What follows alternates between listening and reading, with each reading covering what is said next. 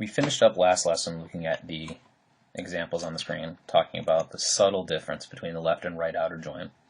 And we're just going to continue to talk about the left outer join and use it in conjunction with the inner join in some more complicated queries.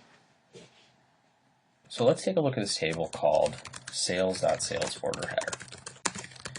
This table essentially represents the invoice summary for orders that are placed. So it has a sales order number, if there's an associated purchase order number, an ID for the customer, for the salesperson, for the territory, some address information. But the big thing that we're going to be interested in, especially as we get into some of the later problems when we start talking about aggregations and groupings, we see the total amount and total freight, total tax for this particular sale.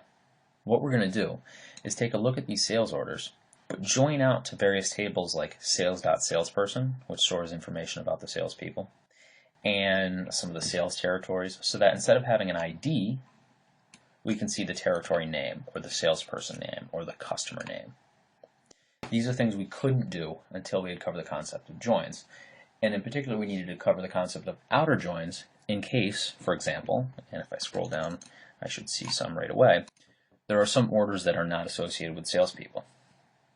If we join from the sales order information to the salesperson table using an inner join, these particular rows that aren't associated with the salesperson, where the salesperson ID is null, they would not be returned. So we'd be getting some missing information. So to start off, let's join from the sales order header table to the sales.salesperson table. Given what we just said here about how there are some null values in the salesperson ID column in sales.sales order header, I want to do a left outer join to the salesperson table so that I see all rows regardless of whether or not they have a salesperson associated with them. So I'm just going to call sales order header SOH, again just giving it a table alias, and I want a left outer join to sales.salesperson, and we'll call this SP. And now we're going to join on the business entity ID value from salesperson equal to the salesperson ID from sales order header. A completely valid question might be, why? Why do you know to join these two columns together? So if I go down in the Object Explorer to the sales.sales order header table, and I double click on, or I open up the keys folder, I find this sales order header, salesperson ID foreign key relationship created in sales.sales order header. If I double click on this, this foreign key relationships table comes up. This is where the foreign key relationships and the connections amongst tables are defined. If I click on this tables and columns specification row and then the ellipsis button here, this tables and columns window tells me the foreign key relationship between the sales.sales order header table and the sales.salesperson table. What it's saying is that the salesperson ID column in sales.sales order header has a foreign key relationship to the business entity ID column in sales.salesperson. Or in other words, if I want to connect these two tables using the salesperson ID column, I have to connect it to the business entity ID column of sales.salesperson. So you can do this for any type of relationship. If you're trying to figure out how to join two tables, take a look at the keys and open up this tables and columns window so you can see how they are related. So back to our query, let's just take a look at what's in the sales.salesperson table. And you'll notice that it doesn't have any first name or last name information. It has the quota, bonus, commission, things like that. We know that there's this table person.person that has first name and last name information because we've used that in previous lessons and in previous examples. In salesperson, we have this business entity ID, which, if we remember, is the primary key of the person.person table.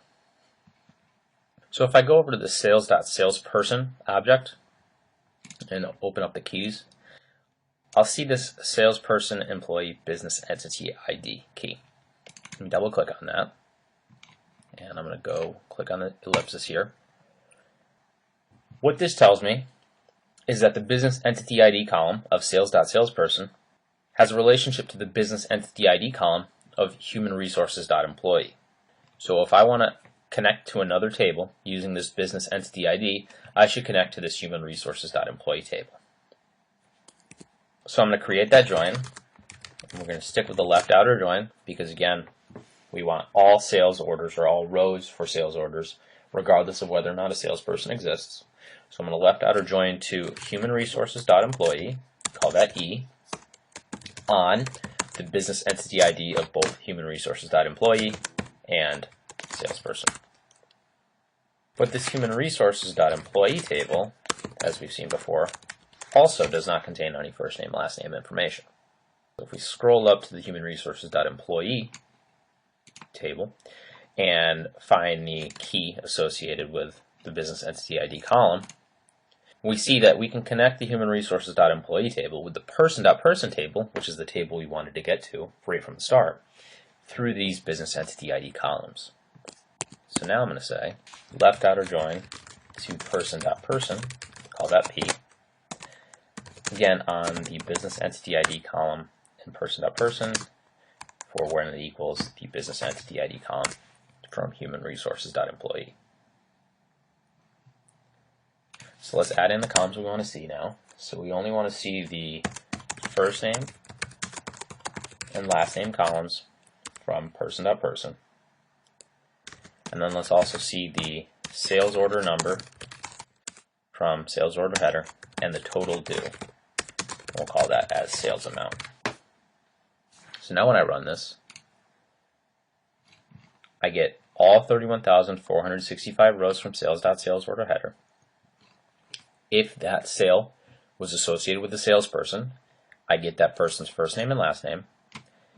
If the sales order was not associated with the salesperson, I'll get a null value for these first name and last name columns, but I'm still going to see the sales order information. Looking at this, you could have eliminated this join from salesperson to employee and just gone directly from salesperson to person.person. You can make that jump once you become familiar with the database and you know how the information is stored. I would not recommend that on a database that you're not familiar with because you're not sure of the relationships amongst the tables. Does the grain change? Things like that. So we could have eliminated this join and just join directly from salesperson to person.person on the business entity ID. But again, we're following the proper channels. We're identifying the connections between salesperson and employee and then employee to person.person. So this is the more formal way of doing this. Now let's add one other change to this. If we look at the sales.sales order header table,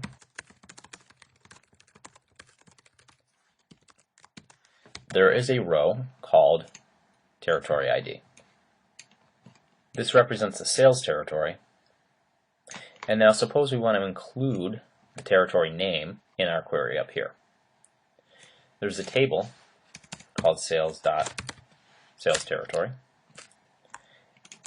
And in there, we have that territory ID, and we also have the name of the territory. If we were to check the keys over here in the Object Explorer, we would see that we could join the sales order header table to the sales territory table using the territory ID column from each. So let's do that so that we can return the territory name and include it in our select clause. I'm going to use a left outer join because I don't want to assume that every sales order or every row in sales order header is associated with a sales territory. So if every sales order has an associated sales territory, then a left outer join and an inner join are going to give me the same exact result. But since I don't know, we're going to play it safe and use the left outer join and assume that I want to see every sales order regardless of whether or not they have a sales territory. So we're going to say left outer join to sales.sales territory, call that T,